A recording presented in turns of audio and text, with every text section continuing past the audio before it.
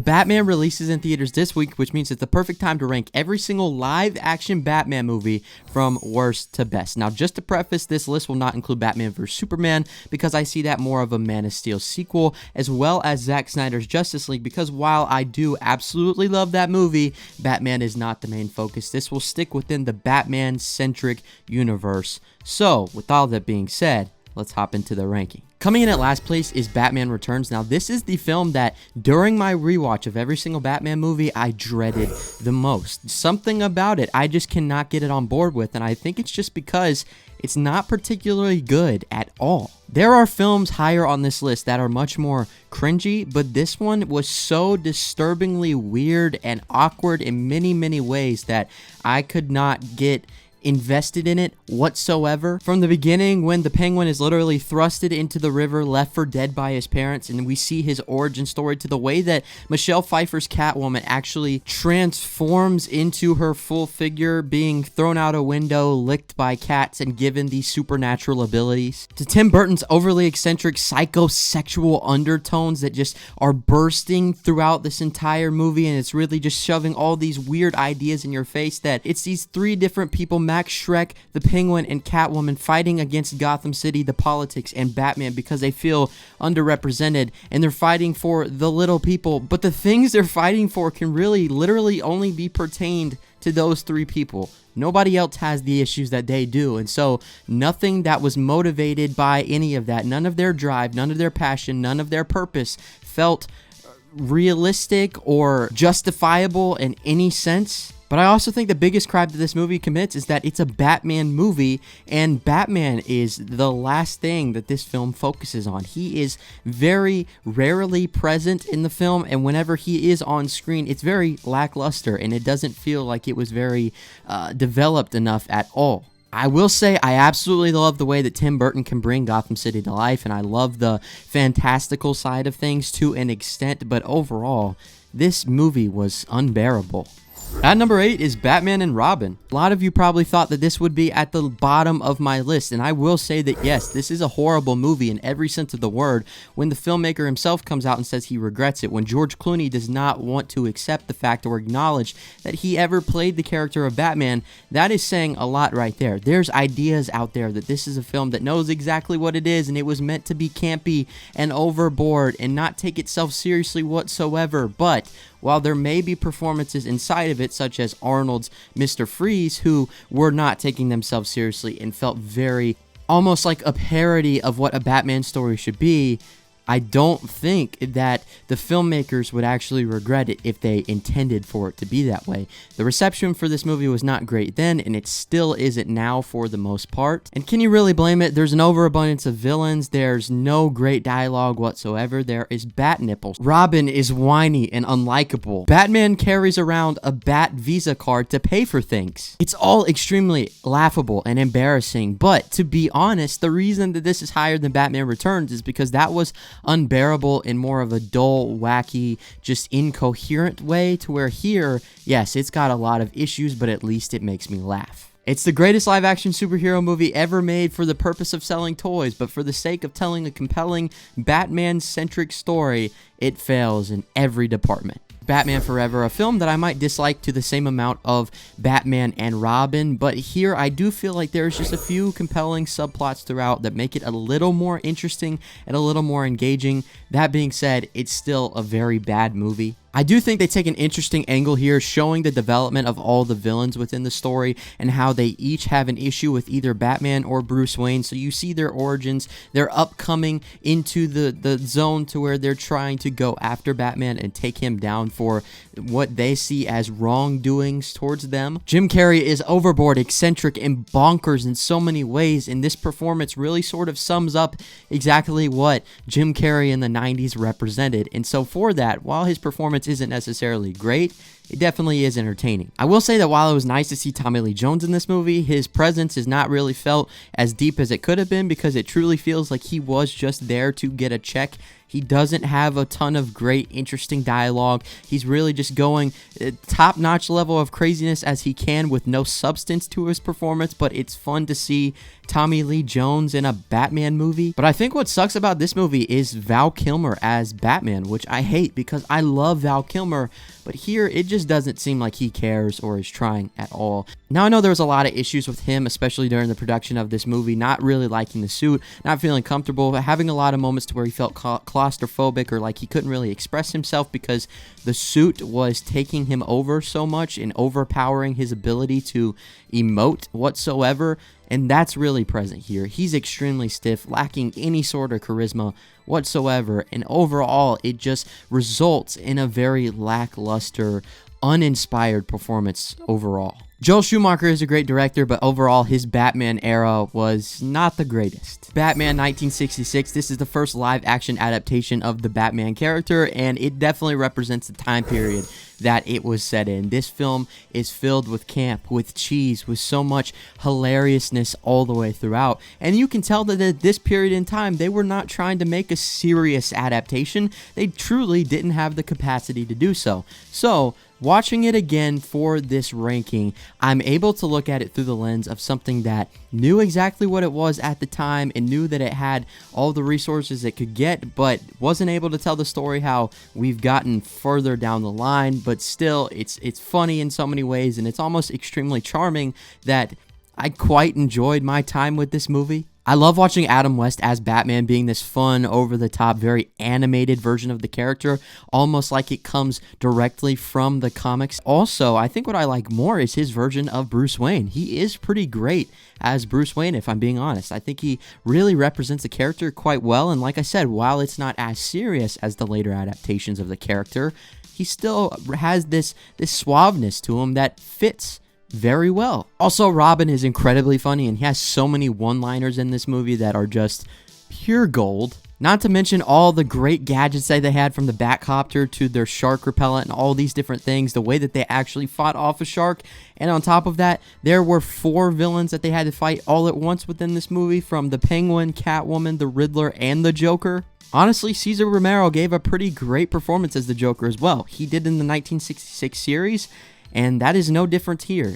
Especially for what he was given, he took it and ran with it. It's not groundbreaking by any means, but for the time it came out in, I can't help but really appreciate this one. Kicking off the top 5 is Batman 1989, the better Tim Burton Batman movie, but still one that I haven't been as in love with as many people. I will always appreciate the standard that this film set and the way that it really changed the way that people look at the character of Batman. It was the first live-action take that took the character and showed him in more of a dark light that represented the character a little bit better. And Jack Nicholson's performance as the Joker was extremely iconic for the time, and he did a lot of things that inspired what Heath Ledger did as the Joker in The Dark Knight. But overall, I don't think that this movie has held up the best over time, and especially rewatching, I have a lot of issues with the way that it's constructed. There are some very, very great ideas. I love the transformation into the Batman for the first time, the way that he hides in the shadows and comes out to attack his villains and the people that he's stopping from doing wrong. But overall, I think that there is an overabundance of pacing issues, as well as just some weird, drawn-out moments throughout that don't feel like they fit in the same movie. I feel like 30 minutes could have easily been cut from this movie, and you would have felt like it moved by much quicker, at a much smoother pace, because there wouldn't be as much filler and unnecessary moments throughout, because that is what held this back the most for me. Also, there is plenty of very just weird and awkward lines throughout and pieces of dialogue that weren't the best then and definitely haven't aged well now. I will say, however, what I love the most about this movie is Michael Keaton's portrayal of Bruce Wayne. This still might be one of the best versions of Bruce Wayne, not Batman, that we have ever gotten in a live-action Batman film, because you definitely see his charmingness, his awkwardness, but also his ability to really win people over. He maintains this ability of being humble while also embracing that billionaire persona. There's just a lot of interesting dynamics there that he was able to explore extremely well. I think everything with Bruce Wayne and Vicky Vale is the best part of this movie. Not to mention the Prince soundtrack, which is definitely a banger. And still to this day, I think nobody's been able to bring Gotham City to life the way that Tim Burton did, and he almost made it a character of itself within the film, and I really appreciated that. While it's not my favorite, there's still quite a bit to enjoy. Coming in at number 4 is going to be The Dark Knight, and this is where I'm going to get a lot of hate comments down below because I know this is such a highly beloved film, and for good reason. There is so much to love about this movie and so much to latch onto, and there's a reason that it's become such a cultural icon. For a very long time, it set the standard for what a comic book movie could do. Above all, the reason that this film is as good as it is because of Heath Ledger's performance as the Joker. It's one of the greatest performances of all time, and some argue that it will never be topped. He's maniacal, unhinged, there's nothing that he can't do, and as you're watching, you feel like you're never safe because he's a ticking time bomb, ready to explode at any given moment. I also love the fact that this feels like if Michael Mann was to direct a Batman movie in terms of the street level crime, almost a heist nature to it, and the way that there's all of these big shootouts down the road of Gotham, just the way it's extended across the entire film, and you never know what direction it's going to take, and there's all these different twists and turns, but it all feels extremely grounded and realistic. This is the first time that it really took that approach with the character of Batman. Now, The Batman does that incredibly well, but I think this was a foreshadowing to come for more of the adaptations in the future. But truthfully, this has always been my least favorite of the Christopher Nolan Dark Knight trilogy. I just think that there is quite a bit of moments throughout the first half of the film that feel a little bit stale and feel a little bit overly rehearsed and almost like it was just going through the motions. I will also say that the fact that Heath Ledger's Joker is the only thing that people talk about from this movie says something, and it's understandable because any moment that he's not around, it's just honestly not as interesting for me. Now, it does speak volumes to Heath Ledger's portrayal because his presence is always felt regardless of if he's on the screen or not, but it's just less so engaging when he's not front and center. But overall, still, this is truly one of the greatest comic book movies of all time. There's very few flaws, and it's still extremely effective. It's just not my favorite. Kicking off my top 3 is going to be The Dark Knight Rises, which for the longest time was my favorite Batman movie of all time. I think this is an extremely powerful dissection of Bruce Wayne as a character, as well as the corruption within politics, and especially here in Gotham City, and the way that things can be twisted and turned and manipulated for the benefit of the higher power. I think this does everything that The Dark Knight does, but even better. And I love the central focus of a broken down Bruce Wayne, someone who has lost the love of his life, feels like he let his entire city down, and has taken the blame for the wrongdoings of Harvey Dent. Now all of the people within the city look at Batman not as a hero, but as the villain, and so he has to go on living this persona, and you see him broken and sad and depressed, living up in his mansion, not wanting to show his face ever again. And I love the opposing ends of the spectrum where you see the people who are high-class figures resent the Batman, but then you see people like Robin, played by Joseph Gordon-Levitt, who is a cop within the city, and he sees all the destruction happening and knows that if Batman was still around, Gotham City would be a better place. That his presence was so effective and so meaningful that now that he's gone, they're feeling the backlash. They're feeling the turmoil that comes with that. Not to mention Tom Hardy's performance as Bane. Not only was it transformative, but it's just chilling and fear-inducing, and everything about what he represents felt so realistic and raw, and there was things that happened in real life the same time that this film was released that just lined up with the fact that all of these ideas represented here are very, very possible, and that is so scary. It was also so heartbreaking to see Bane break down Batman, break down Bruce Wayne in the way he did, and take all of the power and take all of the strength away from him. But what was even more powerful about this movie is the ending, the way that all concluded, seeing Bruce Wayne work up the courage, work up the strength once again, and come back and defend his city, and also ride off into the sunset, saving them all and risking his life. It was the greatest conclusion I could have ever thought of, and it just does so many things that are extremely powerful, thought-provoking, and it just broke barriers for the comic book genre. So going back and rewatching this one, I still absolutely love it, and while it's not my favorite, it's extremely close. At number 2, Batman Begins, directed by Christopher Nolan. This is a film that honestly I think I forgot about. When I rewatched this movie, it felt like watching it for the first time, and it was like a transformative experience. Not only do I think that this is Christopher Nolan's best venture into the Batman universe, but I also think my eyes were open to the greatest version of Bruce Wayne that I have ever seen. Not Batman, but Bruce Wayne, because because this is his origin story. This is his introduction into the world of the League of Shadows, getting trained to be the best version of himself he can be, finding that balance between being the vigilante and being this billionaire persona, Bruce Wayne, who has to present himself into a bunch of people who don't really care about him or what he's doing or what he's capable of, but only about the money and the name attached to him. It shows that struggle he has with accepting what happened to his parents, wanting to go after the man who killed them, who took their life away, who in many ways took his life away, but seeing the way that can play out and seeing how things are not going to get better if he gives into those evil thoughts, if he gives into those murderous urges. He knows that he is meant for greater things. He knows that he is meant to go out there and defend his city and fight against those people that were like those that took away his parents, but that there is a right way to do it. Seeing all the training montages, him with Liam Neeson on the ice, fighting with swords, all of this stuff, the fighting ninjas, the samurai way of thinking, all of these different aspects that were injected into this movie are all so perfect. I also think the dynamic between Bruce Wayne and Alfred here is the best that it's ever been. Michael Caine gives his best performance in a Batman movie, and some of the speeches that he gives and some of the moments of monologue that he gives to Bruce as they're walking up the stairs, or Bruce is about to go out and do something that he knows he shouldn't do, those pieces of advice that he instills among him as he feels like he is his father now, that he has taken upon that role to look after him and make sure that he has the best life. They're powerful. They hit deep. But also the way that they tease the Joker and his appearance in the next film is incredible. There's just so much to like about this movie.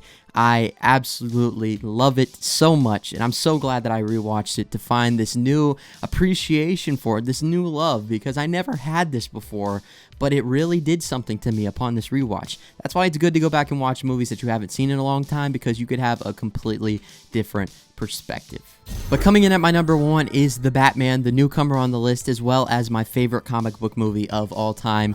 This movie is special. I think it's a near perfect exploration of Batman, Gotham City, and the horrors of politics. It takes such a grounded approach to the character of Batman, as well as just the entire lore that surrounds Gotham City.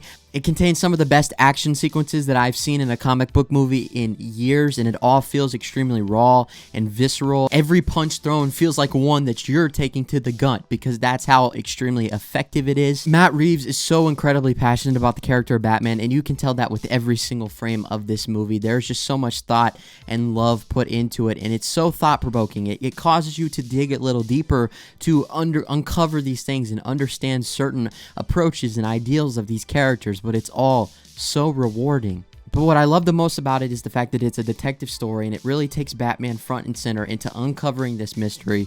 And there are so many different twists and turns and things that throw you off completely, and it's off kilter in its approach, but it still all makes sense in the end. And no matter how many ideas or expectations you might have, it always finds a way to throw you off for the better. Whatever you think is going to happen is not what's going to happen, and it's all the more rewarding for it. But Robert Pattinson is just the best Batman we have ever gotten. He personifies that character so incredibly well, and I can't wait to see more of him in this role, as well as a deeper dive into the character of Bruce Wayne, which wasn't as explored in this version. This was definitely a Batman-centered story, but at the same time, I also think this film was definitely trying to portray the idea that he's at a time in his life to where he can't separate Bruce Wayne and Batman, because Batman is really who he feels that he truly is, and that is when he's able to express himself the most, and that was definitely felt here. So this is a layered movie that has so many things going on, and it all works so well, and I couldn't have been more happy. Like I said, this is my favorite comic book movie of all time. I have no shame in saying that, because what I felt coming out of this film is on a completely different level than anything I've ever felt within the superhero genre. So guys, there you have it. That is my ranking of every single live action Batman movie. I know there's going to be a lot of unpopular opinions in this list, and a lot of things that you guys are going to disagree with, and that is completely okay. This is my subjective list, but that means it's time for you guys to comment down below and let me know all of your thoughts on my list, as well as give me your list. What is your favorite Batman movie, and how excited are you to check out The Batman? Also, if you want to come back here and let me know what you thought about the movie once you watch it, I'd love to hear your thoughts. But guys, thank you so much for watching. Thank you for the continuous support as always. Make sure to leave a like on the video, and until next time, I'll see y'all later.